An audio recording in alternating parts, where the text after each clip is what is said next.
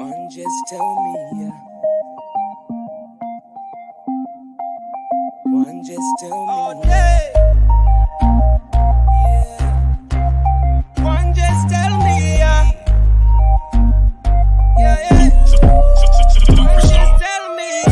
You put the pressure on me. I see you're afraid to love me now. With all the things you believed, it's made your past so ugly now. We can't be friends. Give me your hand. Your love again. Just show me how. This doesn't end. I'm here again. You want forever. Hold me. We go through the motions till the energy's up.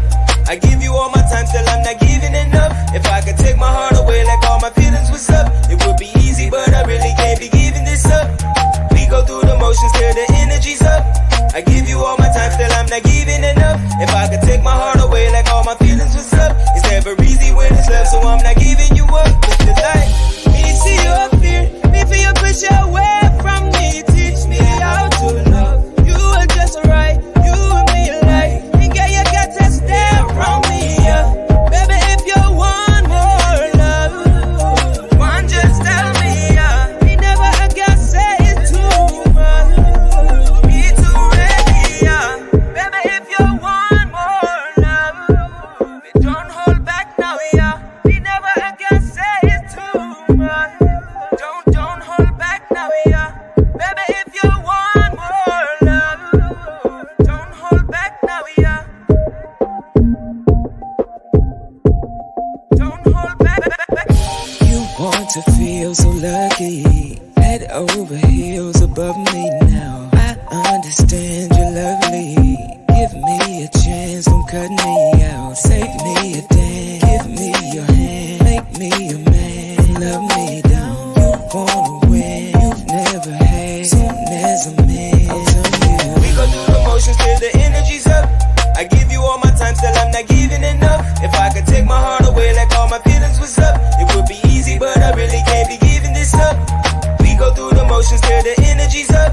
I give you all my time, still I'm not giving enough. If I could take my heart away, like all my feelings was up, it's never easy when it's love, so I'm not giving you up. But still like, me see you up here, me feel you push you away from me. Teach me how to love. You are just right, you and me alike. And girl, you got to stay around me, yeah.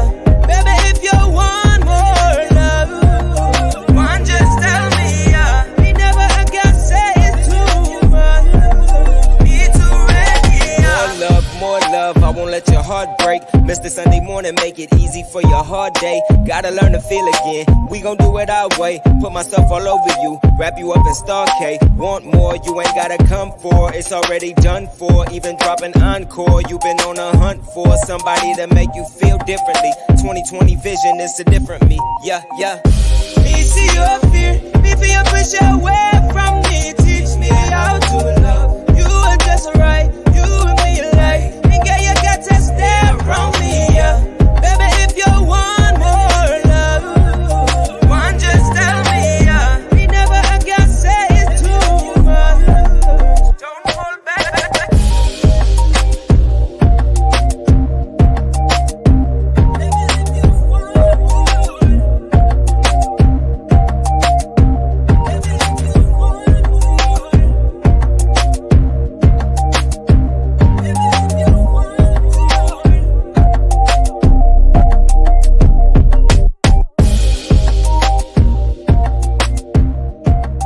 Don't hold back now, yeah.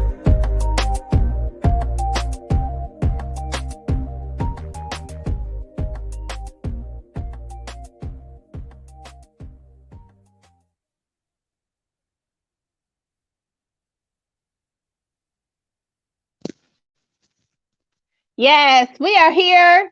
Welcome to Let's Chat. Yeah, we got a little bit different of a setup. T, can you see me?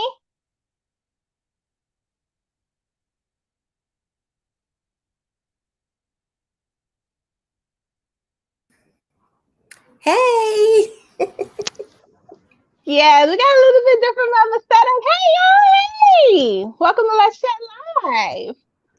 girl, I feel like I'm so discombobulated. I'm not in the studio. I got a makeshift desk. So if you see everything go, I'm gonna have to call my production team. It was such short notice. I got to give him a heads up, babe. I don't know how I'm working over here. Listen, I had to do a little makeshift production. I got like too much light, I think. But I'm excited. I'm excited. Welcome to Let's Chat Live, y'all. How y'all been? How y'all been? I know. First week of May. Happy May. No, our garden is blooming, Lissha. Our Let's Chat garden is blooming. Absolutely. I'm trying to get this. Is this good? Yep, I'm centered. Absolutely. Open us up, T, so we can get it popping. Absolutely. Once again, welcome to Let's Chat Live. My name is Miss Toni, and I got my phenomenal co-host over there in our improvised studio, Miss Lissha. Lissha and I started off Let's Chat on the radio. That's where our grassroots started. We started off as avid readers. We used to just celebrate literature, but now we have evolved into so much more than just literature. We've evolved into music. Y'all heard some of that fantastic music we were just listening to, Superstar K. I love that joint, Lissha. I love it. But we celebrate music, literature, movies, as you guys will see tonight. All things, everything in the arts we celebrated here on Let's Chat. Just check out our archives. And while I'm opening up the show, we only have about a week and a half left for you guys to vote for the ladies of Let's Chat. We have been nominated for 2 awards over on Ebony TV. Voting ends on May 15th. So make sure you guys head on over there to ebny.tv/vote. We are in 2 categories. So make sure you vote for your ladies of Let's Chat. The actual results are going to be live. Lissha and I, we are putting it out there. We winning these 2. We got our winning speech already. So make sure you guys check us out. May 15th is this deadline. Absolutely. Vote, vote, vote, vote, vote. We're so excited, even just to be nominated. We do appreciate Ebony TV. If you have not subscribed, make sure you subscribe. It's free. You can watch the replays of Let's Chat exclusively. But we appreciate everybody that has voted. And we appreciate Ebony TV as well. We have our first fabulous guest, y'all. This is exciting because, I always tell the story about we had a guest that was a historic romance author on the show, and I had never read historic romance ever at all, and she introduced it to us, because that's how readers do. They talk and they communicate, and they're like, okay, really? And you really want to read a book based on the other person's reaction and excitement for it. So I started reading romance and for that genre. And listen, y'all, listen. Come here, listen. It's a whole mess. It's a whole mess. So I'm excited because we have our first fabulous guest for the night.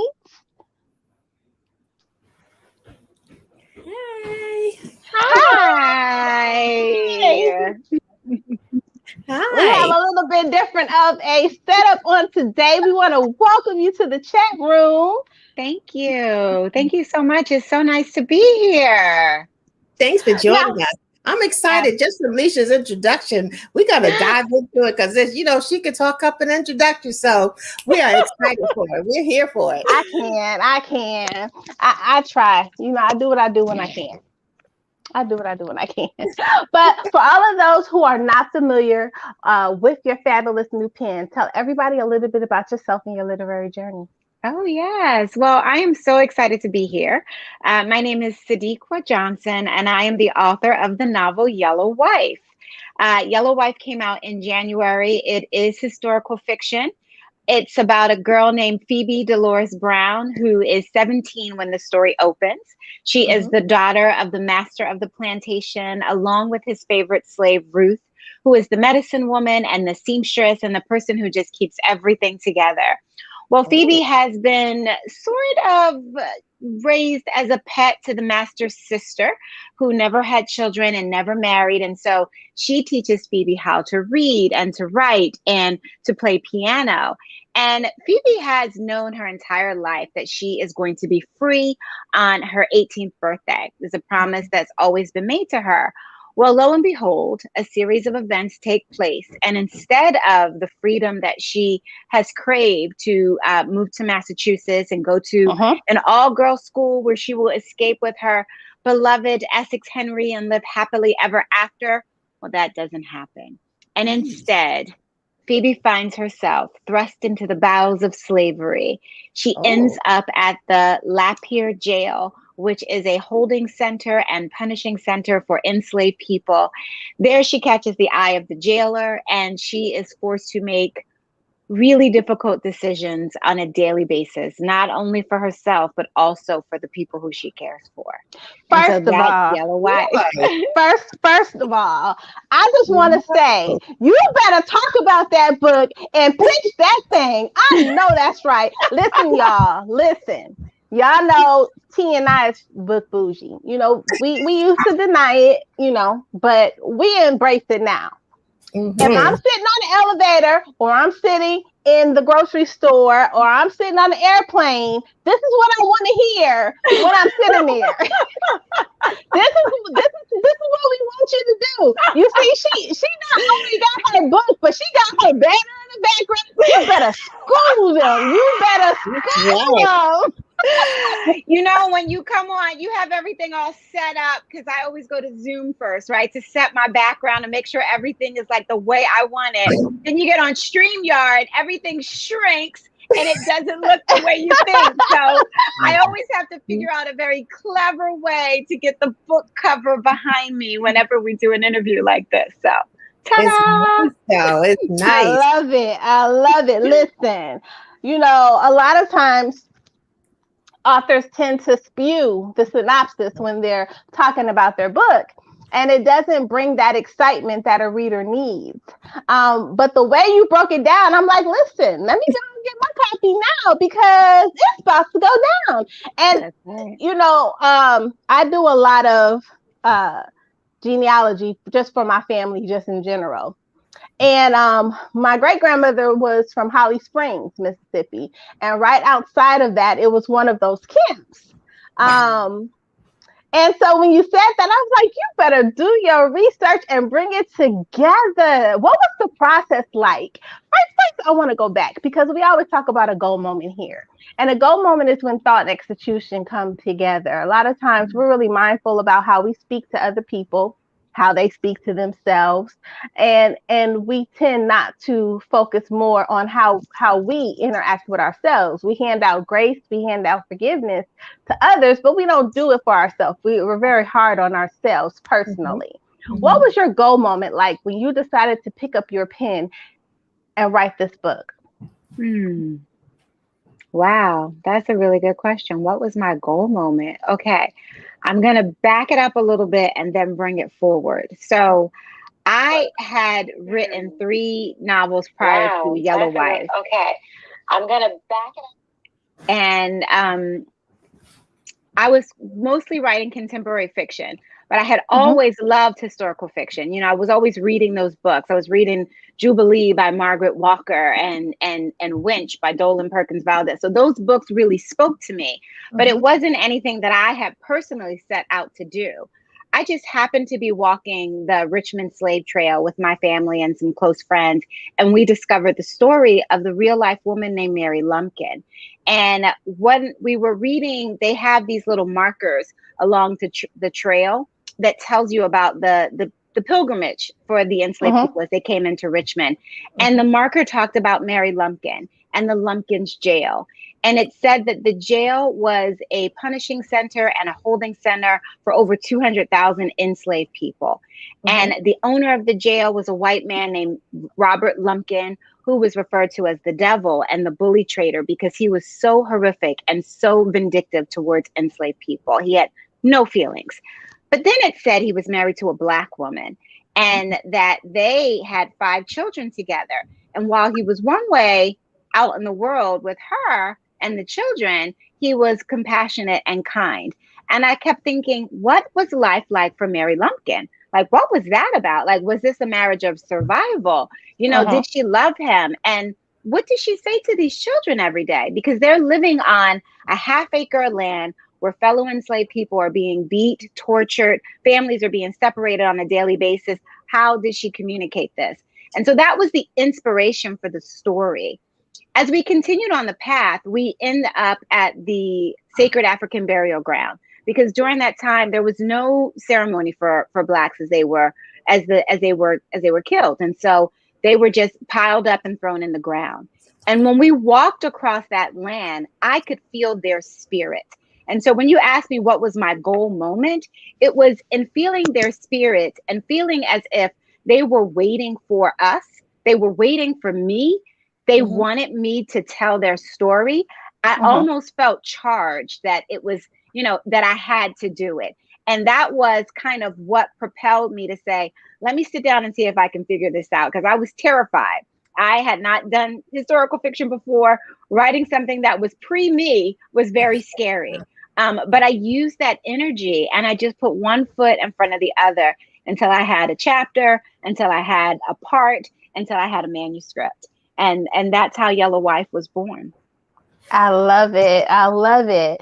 So now we're going to fast forward and in that process of you putting your best foot forward with your manuscript and kind of pushing it, pushing all you had to push it out.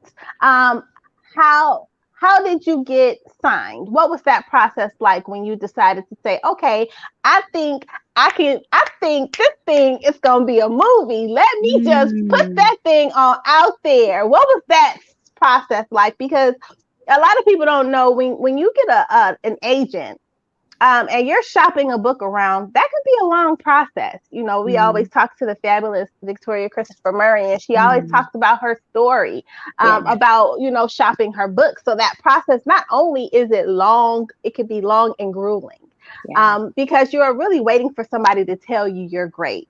And, we tell people all the time, you never have to wait for people to say you're great, but in that particular process, you kind of do. So what was that process for you like? And what was it like when they were like, listen, we like this thing you got here. We like this here. We want this. What tell us about the moment. So it goes back way before Yellow Wife, actually. I used to work in publishing. And so I was a publicist for Scholastic Books. I worked on the Harry Potter books. I worked with Ruby Bridges, who integrated schools in New Orleans. And then I worked in adult books. So I was working with New York Times bestselling authors. Behind the scenes, I was kind of soaking up the business. But at the same time, I was writing. I was working on my very first novel. Well, when I finished the novel, I thought that, it was going to be 1, 2, 3. I was going to get an agent. I was going to have my son. I was going to quit my job. And I was going to be... I was going to be a New York Times. Listen. It's coming. Listen. I'm not going to be here long. Your desk is empty. I know, because I'm not going to be here long. All spelled out. So I got the agent, and the way I got my first agent, I'm actually on my third, right? But the way I got my first agent was because I had been in the business. And so we had crossed paths a few times. I sent her a few things that I read. She liked my novel and she said she would represent it. So that wasn't so difficult just because I was in the business. But she took the novel to market. She took it to 10 different editors, and one by one, each editor told me no. And I was flabbergasted. I was distraught. I was on the ground crying, right? Because my whole big dream of what I thought was supposed to happen did not work out that way. So my husband convinced me that we had enough entrepreneurial spirit between the two of us that we could start a small publishing company, use everything I learned from working at a publishing company and make it work. Okay, hubby, you gotta support your woman. He like, listen, no, y'all ain't gonna have my baby on the floor. No, this is what we gonna do. We gonna make this work. And make it work is what we did. And so we put the book out. We went to every single outside book festival up and down the East Coast. We put a book in everybody's hand. We were at every hair show, every book festival, anywhere that we knew that there were going to be people. We were there with our big retractables and we were selling books. And from there, I won the Phyllis Wheatley Award for Best Fiction. But I was writing this new novel. And the person who I had hired to be my editor, she knew that my dream was always to go back to the publishing house. So while I could do this, that was not the dream. And as Victoria Christopher Murray always says, self-publishing has too much self in it for me. And I felt the same exact way. It was too much self. I just wanted to focus on writing, focus on my craft and writing a good book. And so she decided to help me go back to the publishing house. She then became my agent. And they went to a whole new crop of people. They took my second book and I got 3 offers. Wow. 3 offers for my second book. So I went from the girl who was on the floor begging God, please let somebody, please put this book out, to now I have 3 editors in front of me who want to buy my second novel. And so I was able to sell my second and third book to the same editor, and they went off and they did what they needed to do. But now I'm in between books. This is before me even getting the idea to write Yellow Wife. I'm in between books. I don't have an editor. I discover this story. And so we got to start the whole process all over again. And lo and behold, once again, my agent took my book to various editors and I had 3 publishing deals. But I will tell you something else about goal moments, because you asked me that earlier. When I put my first book out, Love in a Carry-On Bag, I remember being at a book launch for the book Wench by Dolan Perkins Valdez. And her editor walked in the room just looking as fabulous as she pleased. And I thought, ooh, I want to work with her. And so it was 2010. I went home and wrote in my journal, I want to work with Dawn Davis. Oh my gosh, I want to work with her. Fast forward, Yellow Wife is finished. My agent takes my book to market and she says, I'm going to send it to Dawn Davis, but don't get your hopes up high. She doesn't buy a lot of fiction. The first editor to call to discuss wanting to purchase my book was Dawn Davis.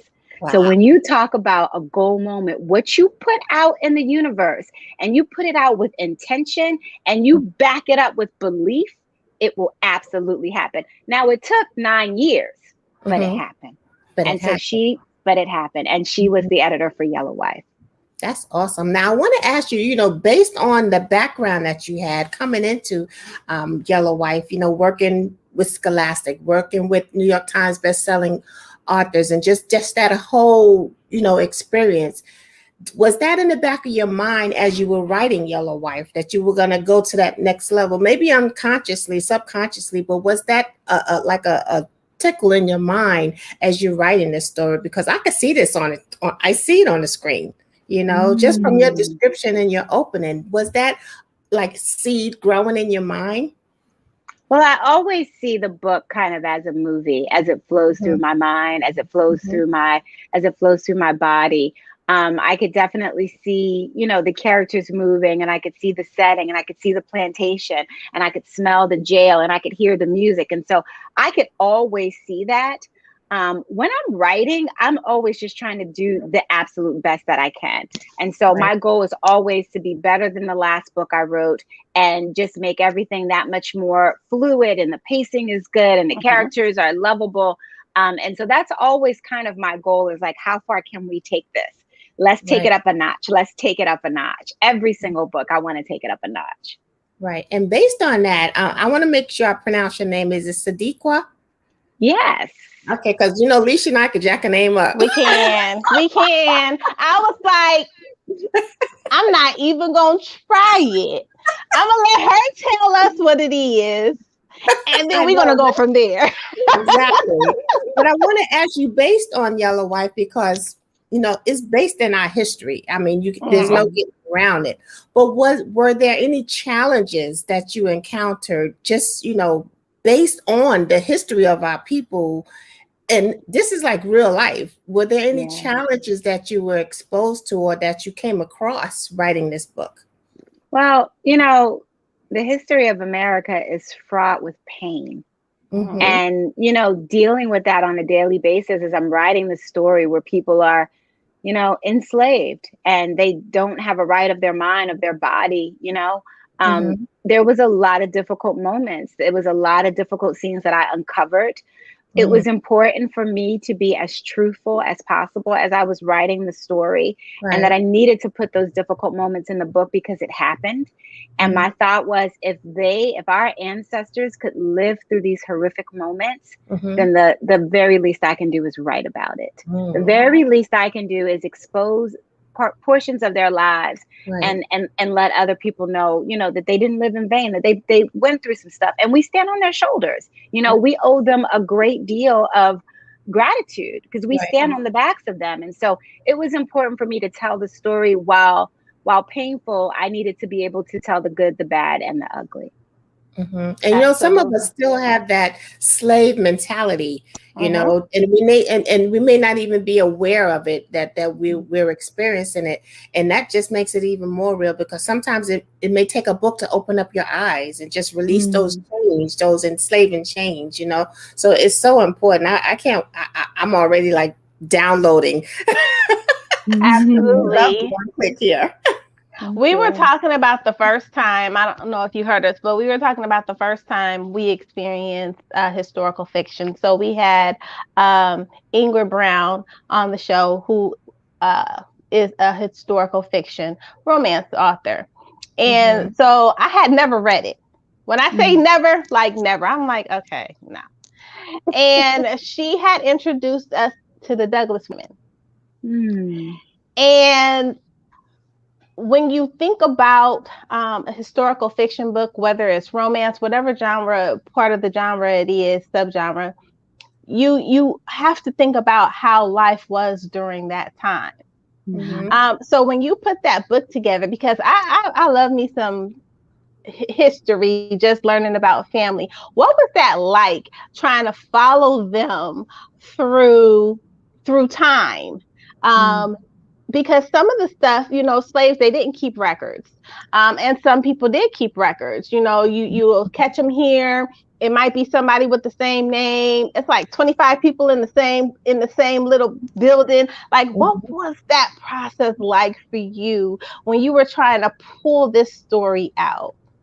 I would say I didn't think it would be like this, but writing the history was the most exciting part. It was like every day I got to slip into a portal and be somewhere else for a few hours. It was like I had this whole story in my head, and I could see it, I could smell it, I can taste it, I could touch it. It was so wonderful to be able to create those little nuances and wake up the history of our past and put it on the page. And so, I enjoyed learning how you tie a corset. How did the women dress in the 1800s? How many layers was that? What recipes did our enslaved people use to cure themselves? They had their own medicine. And so I had to dive deep into the history of that and learn, what roots and what teas and what poultices they put together to create something. And so that was, magical. There were so many things that I had learned about our ancestors as I was writing this book that really, it changes you. It definitely changes you. And it was really a joy. It felt like a mission. It felt like I was charged to do it. And I'm really glad that I said yes to it. Absolutely. It sounds like you went through like a time machine. You're like you said, you're in your own little cocoon, and then you step out of it into reality, into our reality. It's like you're going back and forth. Yeah. And that just keeps it more alive. Yeah. And to go back and forth, sometimes it gets tricky because I'll get into my regular life and I need some separation. And so every day after I would write, I would go for like a run or do some sort of physical activity to get the story out of my body. So when my daughter got home from school and it was time to cook dinner, I could be present. And so that was an important part of like kind of the self-care of working, with that part of history. You really do need to take care of yourself. And so that was something I did on a daily basis. Now, a Black woman that can write is a powerful woman. We're already powerful in our own right, but the power of the pen in that aspect is phenomenal. What does that power mean to you? Wow, I never really thought of it that way. It just feels like the thing that I do, it feels like my happy place. It feels like if I don't write, I'm going to be cranky. I feel bad when I don't write. My body doesn't feel right. It's like, it's Mhm. almost like breathing, like if I hold my breath too long, I'm uncomfortable. And that's what it's like if I go too long without writing. I guess the power in it is to be able to shape minds because when I look at younger children, a lot of these kids now are not reading and they particularly don't want to read history. Mhm. But if I can make it interesting by fictionalizing it but still getting the story told in an effective way that they want to hear it. I speak to high school students, and when they tell me, oh my gosh, I couldn't stop reading it, I never knew about this bit of history, that really feels like I've done my job. And I would say that's where the power lies, is to being able to touch and shape people's minds and being able to have these sort of conversations. Because if I was a dentist, we wouldn't be talking about this, and so that also adds to my joy.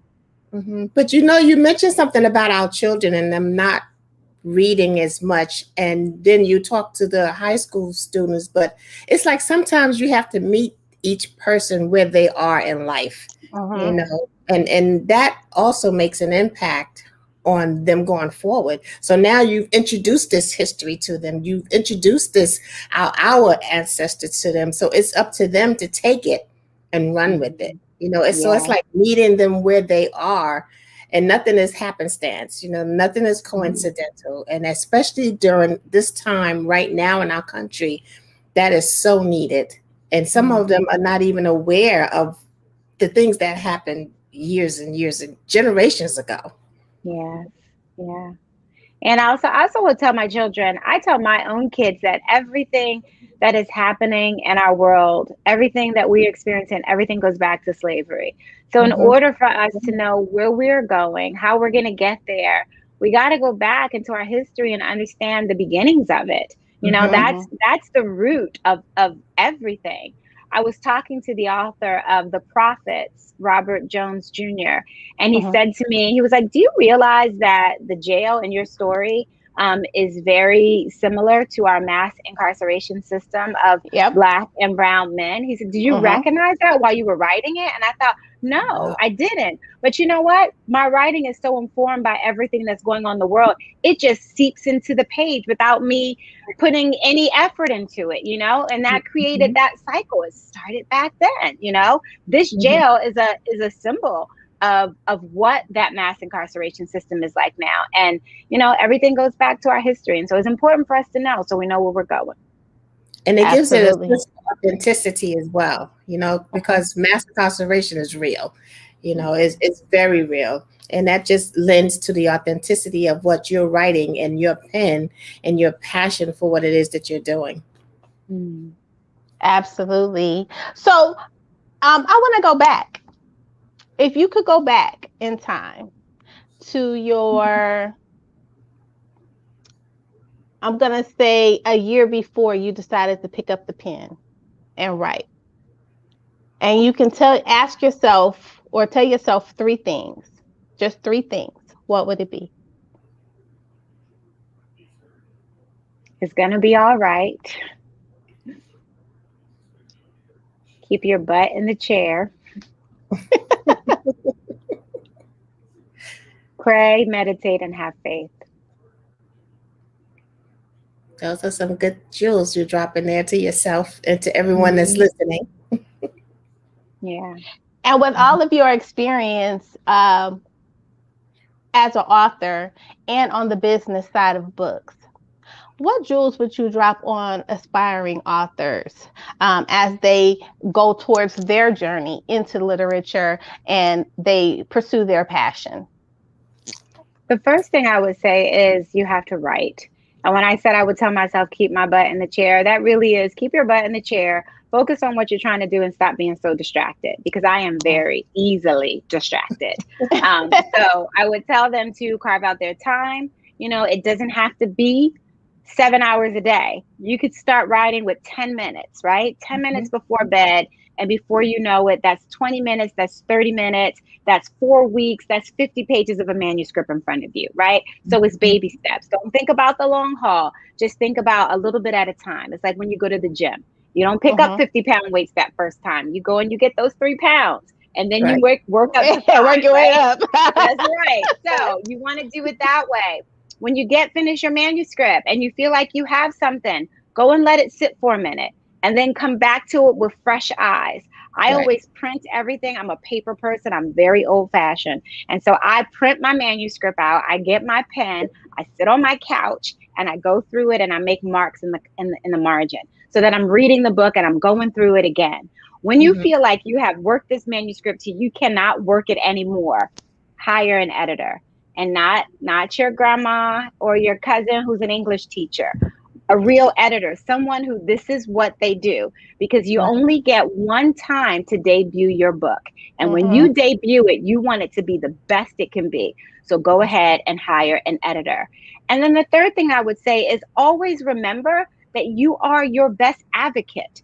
And so even though I have a publishing house and I have Simon & Schuster behind me, I have a publicity and marketing person and all of that, I'm right there with them. We're partners. I'm bringing ideas, they're bringing ideas. I'm working a part of the program, they're working a part of the program.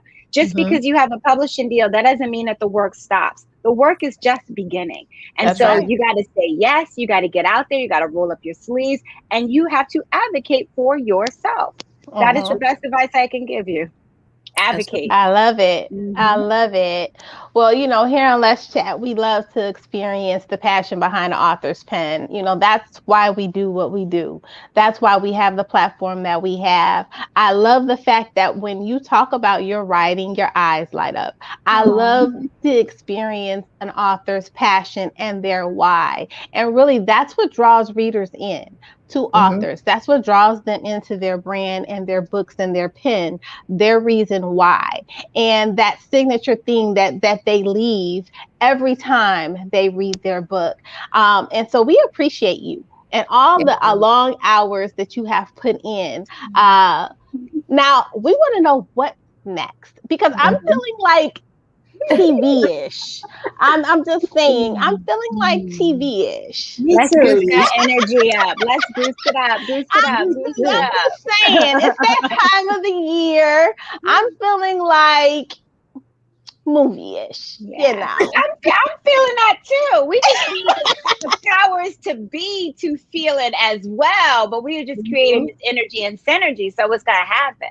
It's going to go down, right? Absolutely. It's going down. It's going down. It's just going down. It's just a win. It's just a win of it, but it's happening. But as far as writing, I'm actually working on my 5th novel, which is my 2nd historical fiction. And it's going to be the 1940s, the 1950s. It's a story of 2 women who, all my stories are about strong women who have big mountains that they have to overcome. There's going to be love. There's always marriage. There's motherhood. There's classism. There's socialism. And it's all just brewed together for a really delicious tea.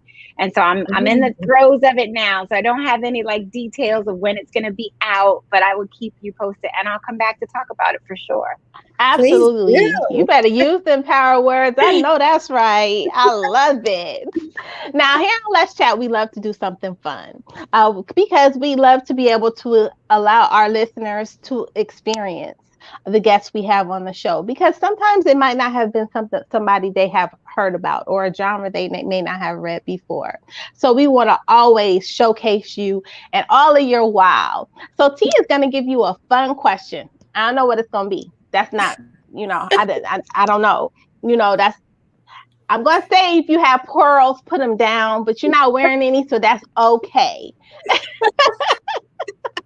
Well, Sadeqa, thank you so much for coming here on Let's Chat Live with Lissha and I. This is your home now. You're welcome back here anytime. Even if you want to do just girl chat, just let us know. We'll make it happen. Thank you. Like Lissha said, it's blooming. It's May, and everything is growing, and we see TV-ish. We're still putting that out in the air.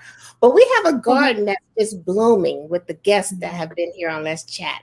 And everybody has planted their own seed that reflects them best. And we want you to plant a seed into our soil that will continue to grow and let our listening audience know that you are always there. So what are you planting in the Let's Chat garden, whether it's a flower, a tree, a shrub, a rock, or you just want to entail it with a fence? But what are you putting into the Let's Chat garden so that people know that, oh, that's Sadeqa Johnson right there. I know her. That looks just like her. So what is it you're planting? I would like to plant some purple azaleas because I just planted some in the front of my house and put some mulch down. And I promise you, I don't even recognize my house. I'm like, who lives there? Wow, that's pretty. I'm going to do this. I'm going to do the same thing. I'm going to plant a beautiful purple azalea and cover it with really dark, rich looking mulch so that it can be watered and it'll be right in the sun and it will grow, grow, and grow. Awesome. I love it. And now that's her right there. You see the purple one? Thank you so much. Well, we so appreciate you coming to kick it with us in the chat room. We want you to shout out all of your social media where everyone can get your book and any events you have coming up. Yes. Well, thank you guys so much. Again, my name is Sadeqa Johnson.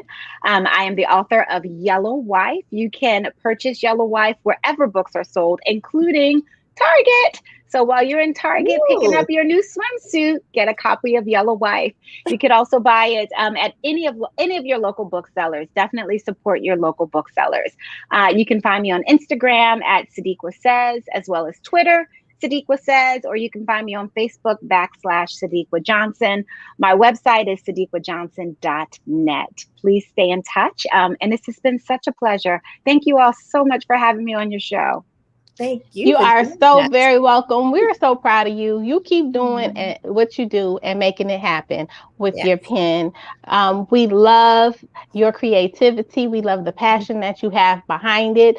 Make sure you tag us when you have things going on. And anytime you need us, just let us know. Let us know. Thank you. Thank you so much. Thank you so much. All right. Take care. All right. Have a good evening. You too. You too. She's oh awesome. my gosh. Yes, she is so awesome. And I love it. I love it. When you talk to certain authors and you see the passion, like when she says, I can't, my day is not right unless I'm writing. Like I can't be still. And when she talks about her process, her eyes light up, like you can see you're enjoying what it is that you're doing. And so I love to be able to experience that with authors. Oh, I'm so proud of her. I was enjoying just listening to her because, like you said, you can hear the passion behind it. Yeah. And for her to have that right in the back, that book cover, that was nice. That was a nice touch. That's right. That's right. So we will be right back, guys, with School Yonder. We're going to take a brief break. Stay with your girl. We'll be right back.